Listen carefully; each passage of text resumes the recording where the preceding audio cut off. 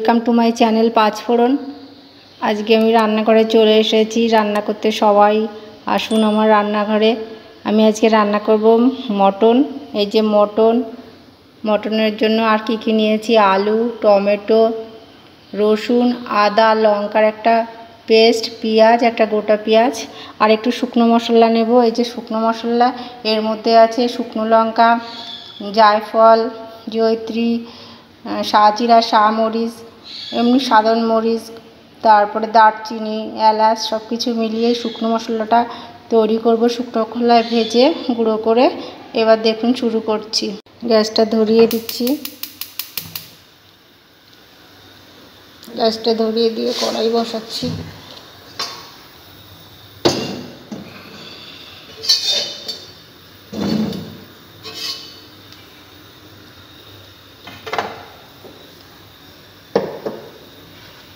আর এই মশলাগুলোকে শুকনো খোলায় একটু টেলে নেব।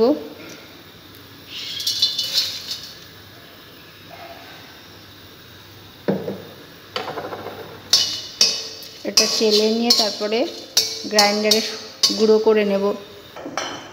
আমার শুকনো মশলা রেডি হয়ে গেছে। এবার কড়াইতে তেল দিয়ে দিচ্ছি।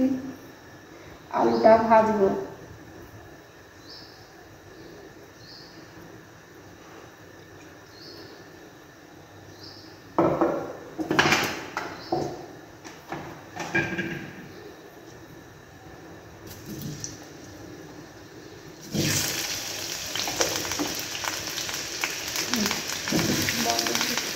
আলুটা ভাজি, তারপর বন্ধ করে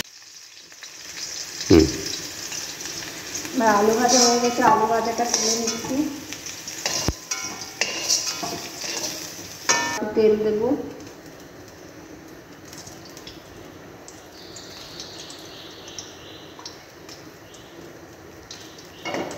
এবার ফোড়নে শুকনো লঙ্কা,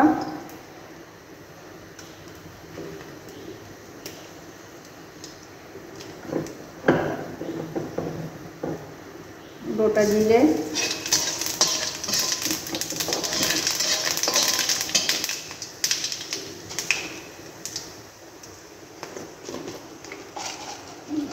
গোটা গরম মশলা,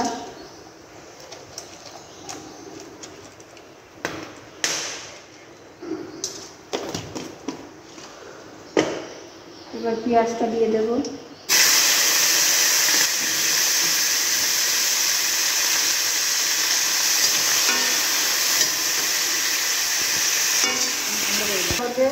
রসুন, আদা, লঙ্কার পেস্ট দিলাম, টমেটো কুচি দিলাম। এবার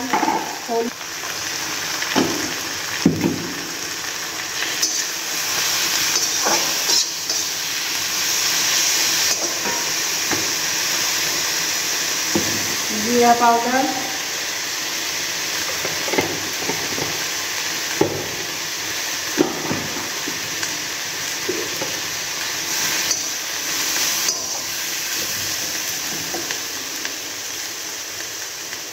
লঙ্কা পাউডার,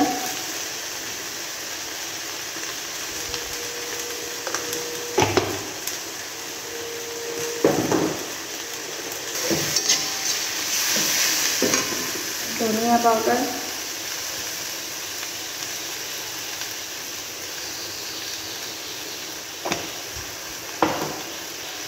কালারের জন্য একটু চিনি দেব। এবার ভালো করে মশলাটা কষিয়ে নেব।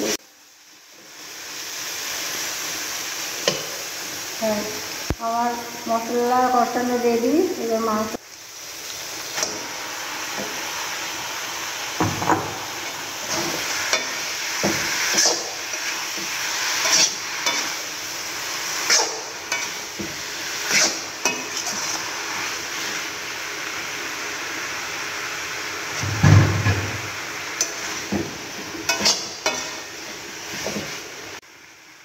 লবণ দিচ্ছি পরিমাণ মতো, স্বাদ অনুযায়ী।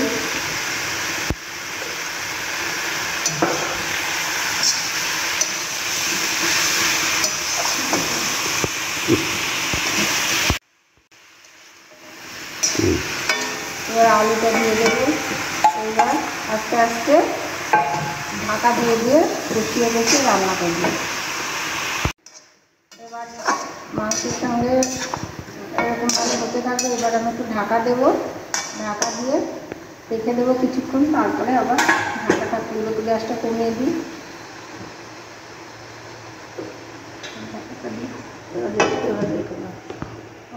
এবার ঢাকনা খুলছি, ঢাকনা খুলে এরকম হয়েছে। এবার নাড়িয়ে দেখবো কতটা সিদ্ধ হয়েছে।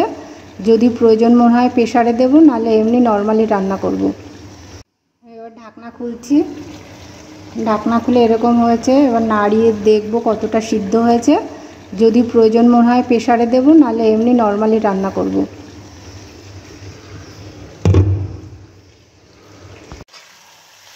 একদম জল শুকিয়ে গেছে, কষানো রেডি। এবার জল দিয়ে দিচ্ছি।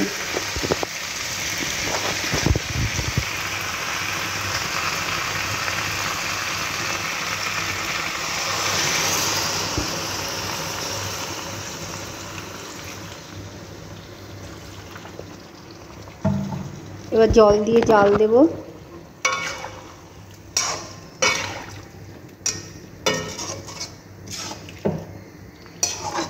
তারপর নামানোর সময় দেখাচ্ছি। আমার মাংস রেডি হয়ে গেছে, আমি দেখলাম সিদ্ধ হয়েছে, ওই জন্য আর প্রেসারে দিলাম না। আর ঝোল একটু রেখেছি, ঝোলটা পরে আর থাকবে না, আলুতে টেনে যাবে। আমার মটন এই কষা এই পর্যন্তই।